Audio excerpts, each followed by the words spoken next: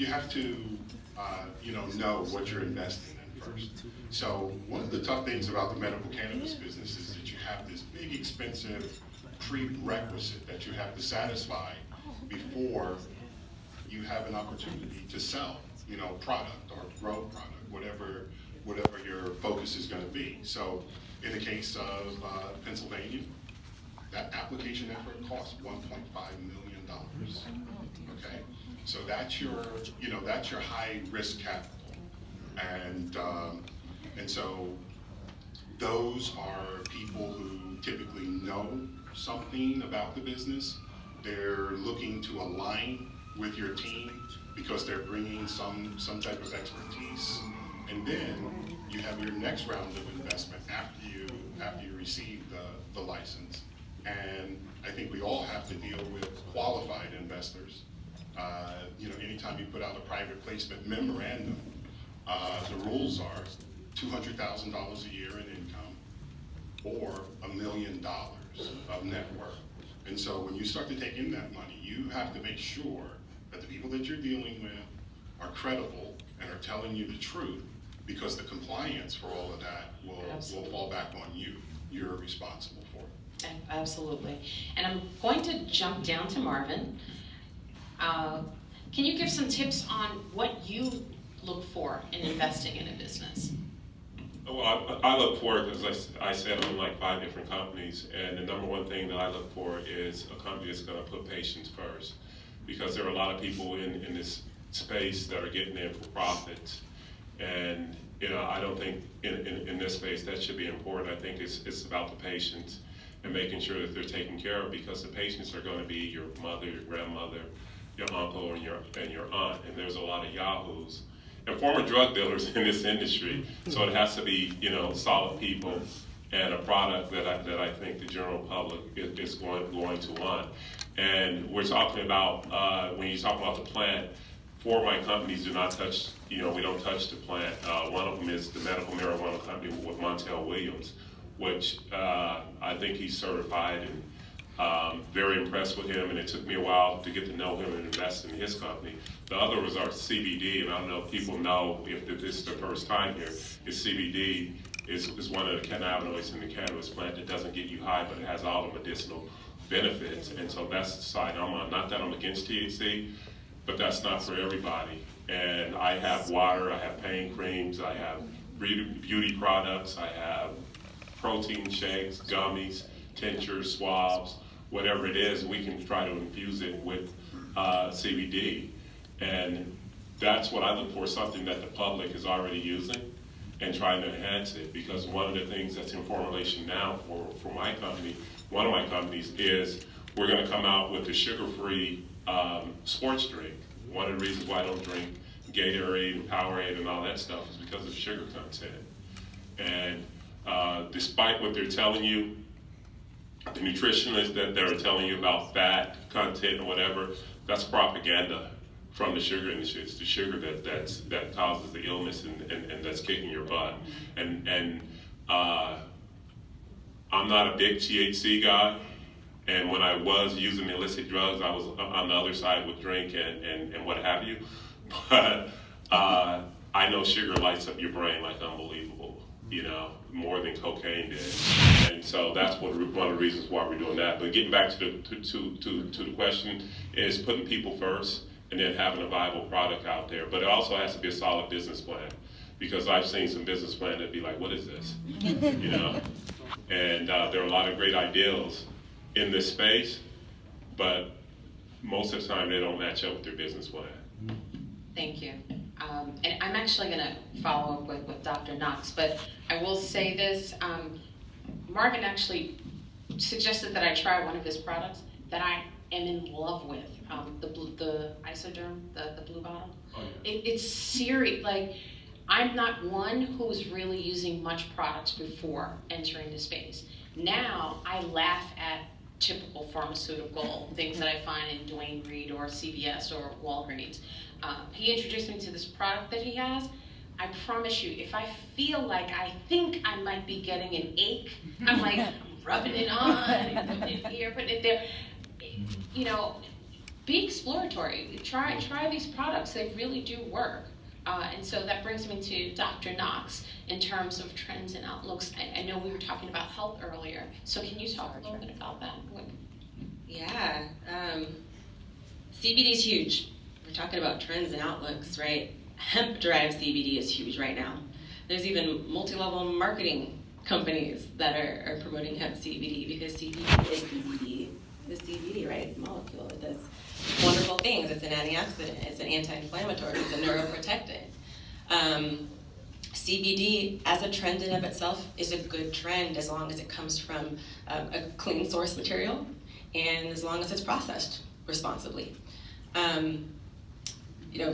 Speaking to using cannabis, I really like to hone in on the fact that 1 in 2 adults in our country is sick, all right? We're suffering from insomnia and anxiety on, the most common end of the spectrum, and then we're suffering from things like heart disease and cancer, all of which we have scientific evidence that cannabis can treat to some degree. So it would behoove all of us, like Gia said, to experiment and try cannabis.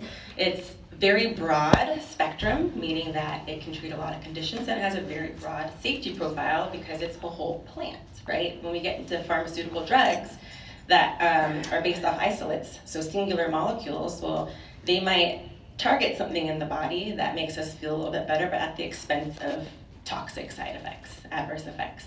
And cannabis does not operate that way in our bodies. There are specific ways we have to use it in certain populations, but I won't get into that. If anybody has questions later, I'm happy to answer. But use, at the very least, use CBD. If you're in a medical state, adult use state, a nothing use state, hemp-derived CBD at the very least you can procure and you should be using. Again, CBD is a neuroprotectant, right? Marvin was talking about using it in athletes. I highly recommend every single parent in this room who has a child in sports to be pre-medicating their kids with CBD. It is a neuroprotectant. All of you guys can make the choice to use a cannabis product if you want to. But it has extraordinary healing potentials, and there really is no downside to using that CBD. Each and every one of us can tolerate up to 10 to 20 milligrams of CBD per pound of our body weight on a daily basis. All right, so if there's 200 pounders in here, what's 20 times 20? 200. In the thousands, we can tolerate a whole heck of a lot of CBD. And I recommend 10 to 20 milligrams of CBD a day just for wellness purposes. Whether you're sick or well, get that CBD into your body, experiment, see how you feel. Yes. So that's a major trend. Thank you so much. So we're actually going to turn this over for Q&A. What I wanted to just say in terms of, you made a point of use cannabis, right? When I first started in the space, I tell people, I don't consume. And I thought, after a while of saying that, I'm like, what does it matter? What does it, you don't have to enter into this space. I was sitting across someone at lunch, and they decided that, they don't drink. I didn't judge them. So I felt I would remove the line of saying, I don't consume. I don't care if you think I do or not. Because part of removing the stigma is not having to defend your position in this space. It is what it is. It's healthy, it's medicine. So why should I not? It doesn't matter if I use it or not. I do in different formats, but until we all become more educated, it's just one of those things. But I'd love to open up the floor for questions. I think I need to do that. And, okay. Oh, maybe I'll do that, yeah.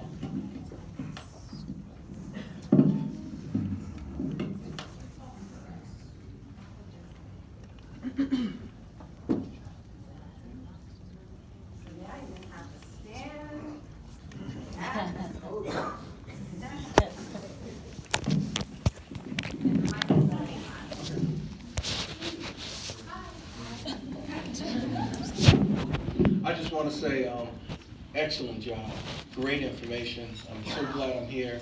You guys loaded my brain with tons of information, so I'm going to try to be as precise as I can. I will. Before we get kicked out. But I own a dispensary license in Maryland, and I started with a predominantly white group, and a white-owned, majority-owned group. And one of my emphasis was on the black community, the black business. That the fact that we're ignored in this industry, and I saw the opportunity. And my company didn't agree with me. We didn't have, we just didn't have the same goals, but that didn't distract me at all. I've kind of gone my own way. But the main thing that I see is that opportunity. One of the things we talk about is we as a people, we are one of the largest consumers. We are the consumers of America. And I'm like, we got to focus on that. We've got to exchange with that community. And so I'm just saying to the folks here, you've got to understand that we are the largest consumers, and we consume a lot of cannabis. And I'm like, I don't understand where that disconnect is. Why we've got to take advantage of that. So that's what I've been working on, is knowing that huge opportunity is there, regardless of what the laws say. The money dictates the industry, and if we go after that money, we will be doing well. Thank you. Thanks everyone for being here. My name is Scott Cecil. I'm with Students for Sensible Drug Policy, a nonprofit based here in DC. And we're on about 300 college campuses here in the US and 26 other countries around the world trying to end the war on drugs. So my question is about a population that hasn't really been discussed much tonight, which is youth. It's neat when we can legalize cannabis, but you have to be 21 in order to go purchase that. I'll speak for myself. I know I smoked cannabis in college, and I didn't wait till I was 21 to try it. And seeing as how we're on a college campus that has a zero tolerance drug policy that evicts students for having cannabis in the dorms here, even just having it, not even smoking it, having it, can get you kicked out of the dorms here immediately. Now get your stuff and get out by tomorrow immediately. So my question to y'all is, what have you done to support youth who aren't able to participate in the legal cannabis market, and how much money do you want to give me so I can help support them further?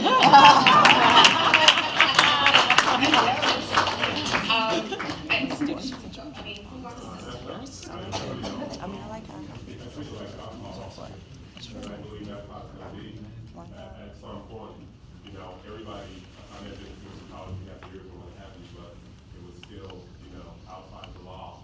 And when you talk about adult youth, for me, I really haven't thought about anybody under 21 years old for a number of reasons. It's like, I don't think we should be playing football, right? But my advice is wait till you're 21. Millennials, they're bigger demographic than baby boomers. They're the ones who are going to push this. Dynamic people that are going to be in this industry, they're in junior high, they're in high school, they're in college. So it's up to you. We're just setting the way to set the pace. Can you guys hear back there? The mic's on. Yeah. Yeah, I got you. Our black youth has illness that can be treated with cannabis. We have autism, we have ADHD, we have anxiety, we have PTSD. We need to get our children into doctors' offices who write for authorizations. I care for children. My office cares for infants, kids with seizures at 3 weeks of age, right? We need to participate. You mentioned we're the biggest consumer power in this country. Let's put our money where our mouth and our hearts are, right? Let's intentionally use cannabis. Let's get our kids into these offices and talk about how to use cannabis meaningfully for those diseases. We are over-medicating our kids on Ritalin and uppers and antidepressants, and that's not the solution. And so if we're participating, we're actively engaged, intentionally using cannabis as medicine, well then we can get into these schools and talk about allowing children, I'm talking elementary school kids, high schoolers, and college students to have their medicine on campus. You guys, cannabis is medicine. Yeah. All right, can we start centering all of our conversations around it being a substance of wellness? That's going to change the way we create our policies, right? So we want our youth to be able to meaningfully use cannabis. And I'm not saying you can't enjoy it. Yes, you can. That's still a therapeutic use. But we need to start protecting ourselves as consumers of a medicine. And encouraging them to, at this stage in college, to start focusing on this industry as a career choice. Right. That you're leaving, graduating, saying that's the space I'm going. Arrest of black youth has gone up in Colorado since legalization. Arrest of black youth is going up. Same in New York. Like, maybe they should be using it certainly. So in Washington, Yeah. so in Washington DC, what we did is that we allow you to get your card at 18. Absolutely. And so our policy in Washington DC is that if you're 18 years or older with any qualifying condition, which is any condition in Washington DC, you are protected. So, Not from the university, you're not. that's but It's just the same thing as federal housing. If you live in a place where it's prohibited, you can't smoke a cigarette. So you might want to look at off-campus housing. And employment law too. Well, but you have to, we're talking about something totally different. If those are the rules of your dorm, we're not saying you break rules. I did a live call-in show where people called in and said, well, you're advocating the use of cannabis. What about people driving a motor vehicle? Well, it's illegal to operate a vehicle under the influence of cannabis. You still have to operate within the law or whatever the regulations are. It is unfortunate that your dorms prohibit cannabis, but you know that going in. You are able to become a patient, so you may have to consume elsewhere. But until that your university has made that change, you do have to follow the rules. It's the same with, Initiative 71 in Washington, D.C. A lot of people have issues with their federal housing. There's that problem of if I live in federal housing, they're saying that I cannot have cannabis, I can't grow my cannabis. Well, that is unfortunate, but that is what your housing is saying. Do you want to have a home and fight with them about your cannabis? Or do you want to move and then consume your cannabis where you are? You fight them to see if you can get the rule changed, but you have to prioritize your housing and maybe consume your cannabis somewhere else. I mean, we just really have to deal with the reality as it is until we're able to change it. But like Shonda said, and this is something I'm really passionate about because I'm the mother of a special needs child who is 11. And at 5 years old, I started researching cannabis as a treatment for him.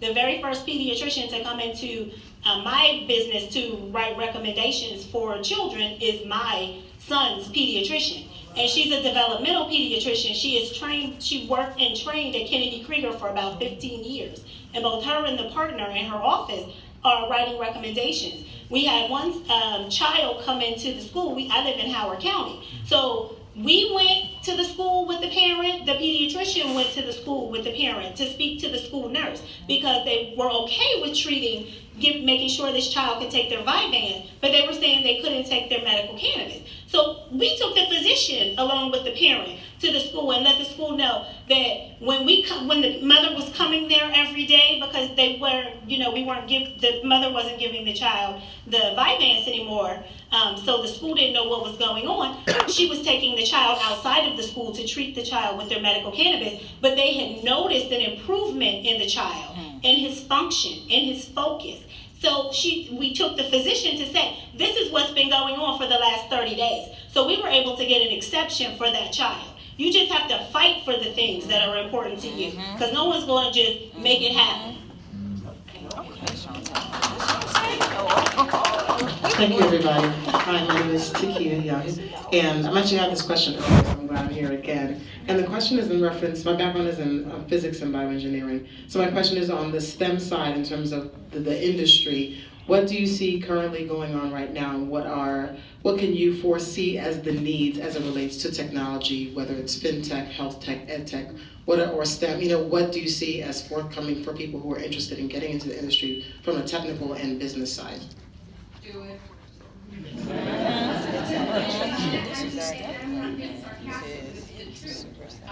Sarita said it earlier on the panel that this space needs everything from soup to nuts. Canatech is huge. It's a big, look, can we not live without technology? So why wouldn't it be in this space? There are apps, there are data developers. It's needed. If that is your background and your experience, then you need to be exploring and figuring out what is your contribution Or what is the idea that you're launching? But there are businesses there. It's kind of growing on the East Coast, but of course it's more popular on the West. But that doesn't mean that it shouldn't be on the East Coast. It needs to be on the East Coast, the Midwest, the North, the South, everywhere.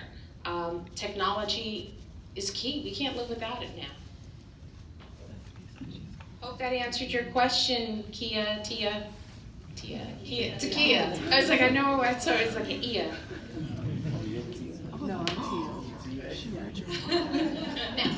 I'm Lisa Scott, and I didn't grow up with cannabis and smoking and everything. And I've been a chef for most of my adult life, and I kind of grew out of that and found a new thing called cannabis-infused edibles. So I have a company, I've been making them for the last couple years since we got legal here, called Bud Appetit. And so the dispensaries, unfortunately, right now don't have too many edibles. So if you're looking for edibles, you don't want to smoke, you have lung cancer, whatever, you can eat a brownie at work, and nobody will know. I'm the one you come to. Bud Appetit. Okay, I'm sorry, I didn't really mean to come here to sell myself. But I want to thank the panel for coming, because you guys gave a lot of diverse information, because there's so many things. But I wanted to talk to the football player about your lawsuit. Is it specifically reschedule or descheduling the schedule? You know, do you want to? Is the lawsuit specific to being descheduled or rescheduled? Descheduled. So it would be completely, so it would be like growing tomatoes, right? You could grow tomatoes because it's descheduled, it's not even. It's descheduled, but I think it's gonna come under federal regulation, just like alcohol, tobacco, or what have you. That's what we're looking for. Well, at least that's what I envision it being, because until it's like that and under federal regulation, we're just still a movement. We're just a collection, you know. And I keep saying this: we're not like the trucking, or we're not like the tobacco industry. You know, it even took the alcohol industry a while. It took them to like 1953 to get all states on board after Prohibition was lifted. So this is still like in its infancy. We're like only 17 years into this century. You know, imagine 20 years from now, 40 years from now. So I have a follow-up. Yes. Suggestion for another lawsuit. I won't be following. If you talk to someone who wants to do something, I've talked to media a few times when I've been interviewed about cannabis, and one of the biggest issues I have is the fact that it is still a state-by-state thing. So I could go to the dispensary and get my cannabis, but as soon as I drive over into Virginia, I could be arrested. And to me, it's kind of like a few years ago, it was a state-by-state thing, you know, with the gay marriage. And gay marriage, you could be married in the District of Columbia, but if you went to Ohio, you weren't married anymore. So the Supreme Court, you know, passed exactly, it. on federal level. And they made it, so this is the exact same argument. If you are legally allowed to have medicine from one state, you should be able to go anywhere in the United States. But it's still illegal on the federal level. I understand that, but it comes in with states' rights. But I it's still understand that, illegal, but it that's could why be part of we have a the lawsuit about the decriminalizing it. You know what I'm saying? So I know your lawsuit is very specific, but if you ever branch out, that there's the basis for that argument for another lawsuit. There is, like, I'm only one of the plaintiffs. There Yeah, are I other plaintiffs, and understand. they're soldiers, and they're the kids that have the epileptic stroke and seizures. One of the things is, why we went to the court last week, is trying to get her an emergency writ so she could take cannabis anywhere in the country. So we want to go for federal descheduling of this drug, so then it will become an industry, because we're going to be federally regulated like any other industry. I can see that happening, you know, I can see that happening in the very near future. See, they have, when they pass one law, they leave a hole.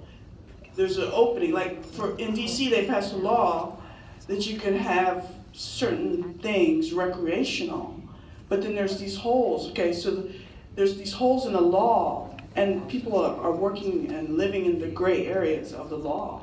Like, for example, in a district, they say you can only consume in the privacy of your home or a private home, which means they're mandating that if you want to indulge, you got to do it around your family.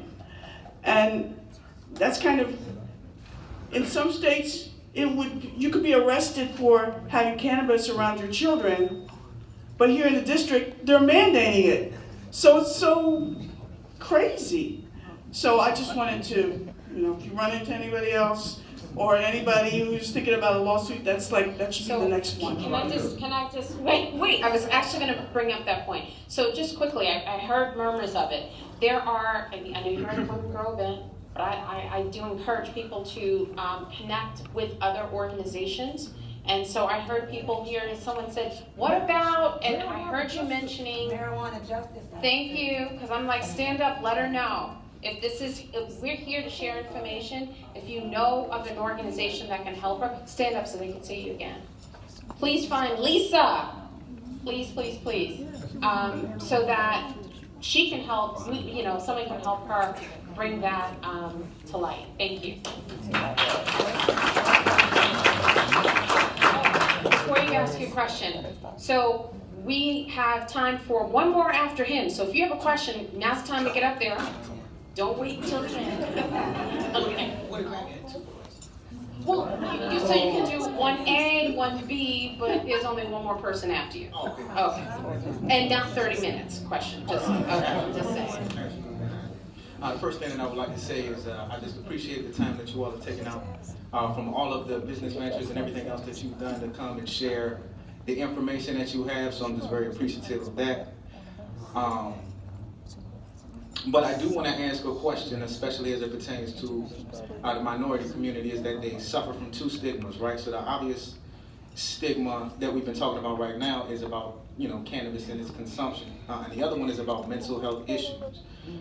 So in terms of the viability of finding a way to destigmatize these things, and then to take CBDs and CBT or cognitive behavioral therapy and put them together and get them out to people who could really use the combination of these two treatments together. What do you think are some of the biggest obstacles, and do you think that there are opportunities within this space to kind of put treatment programs like that together? That's question number one. So we do that actually at National Holistic. When a patient comes in, prior to them coming in, we evaluate the strains. I think I touched on that briefly earlier. And so we have about in-house a good 15 to 20 strains that focus on mental health. So if you are ADHD, but you lack the focus and clarity, we have specific sativas that we would recommend for you. If you are bipolar, or that's another set. Now, if you have chronic depression, that's something that we have to address, especially because it depends on what degree and also what underlying ailments you're dealing with. See, mental health is just one aspect, but as the doctor here will also tell you, it's just usually not one disease or one ailment we're dealing with. So we're dealing with the one that needs the most immediate effect. You need the benefit immediately. And then what you start to see is an overall wellness occur, and you're wondering, well, why do I feel better? Because you are actually treating the one illness that you wanted to, but also all the underlying ailments that she mentioned and all those different systems in your body. And so you're achieving overall health, wholeness. And so that healing in itself is going to change the dynamic of who you are. So from there, that's where you'll start to say, okay, I benchmarked my progress. Now, how can I improve that treatment plan? Can I try a strain that will also address other things that I might need help with? So we do that in the dispensary on that level, and the doctor gives you that feedback? Yeah, so in my practice, we practice integrative cannabinoid medicine. Integrative meaning that we combine the best of the conventional world and the Eastern world in natural medicine. We combine them together, okay? That's what integrative means. So if anybody says integrative medicine, that's what they're talking about. Eastern and Western philosophies merged into one. We base our practice, though, off of functional cannabinoid medicine. So our whole goal is to bring balance to that endocannabinoid system using cannabis, but other modalities, okay? Cannabis is not a magic bullet. As much as we want it to be a panacea, right, a cure-all, it is not. We have to pay attention to the whole body and what the whole body needs. If you're not putting the right fuel in your body, meaning water and food, and we are natural human beings, which means we should only be consuming natural whole foods. We don't put diesel in a regular unleaded tank and expect that car to run. I don't know why we think we're gonna run off McDonald's. We're not, okay? We need to put natural whole foods in our body. So if you think that cannabis is gonna cure your colon cancer, but you're not adjusting the way you eat, sadly mistaken. Yes, we heard about a brownie that you can use for lung cancer. Do not do it. Cancer is fueled by sugar. If you are a type 2 diabetic, you better not be reaching for that sugary treat to treat your neuropathic pain in your feet. You're sabotaging your healing process. When it comes to cannabis medicine, again, I'm going to use that word intentional. You have to be very intentional about how you use it for your specific underlying condition. Also in the grand scheme of things, right? You may have cancer, but you might also have fibromyalgia, you might also have ADHD, you might also be on opioids and antidepressants, etc., right? We need to work with you in conjunction with cannabis and everything else we can sort of throw at you to help start peeling back all those layers so that we can take off those prescription drugs, which absolutely are preventing you from healing as well. So you mentioned CBT, absolutely. You can combine that with cannabis therapies, but that's also going to take educating more healthcare professionals in those sectors, right? Chinese medicine doctors, acupuncturists, all the various specialists in conventional medicine. We need to start recruiting one another into this space so that we can apply all the things that we know to the endocannabinoid system so that we can truly have an integrative cannabis wellness market and field.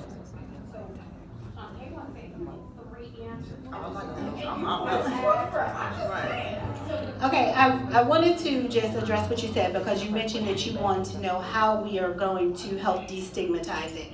And as I mentioned earlier, I'm working with these two young ladies as well as a team of people to provide training. And part of that will be patient and community training. So it's wonderful to give that information to the patients who come into the dispensary, but we're missing 99% of the population who don't, number one, know that it's legal, they don't know that's an option, but they don't have the education to know that cannabis can help treat these illnesses. And so that's what I do. I work with, for example, in Maryland, a network of dispensaries, and part of what we're going to be doing as the dispensaries start to open in Maryland is doing community education. To number one, educate the community that this is a medicine. Our patients range in age from 5 to 25. We want them to understand that we are talking about treating patients with medicine.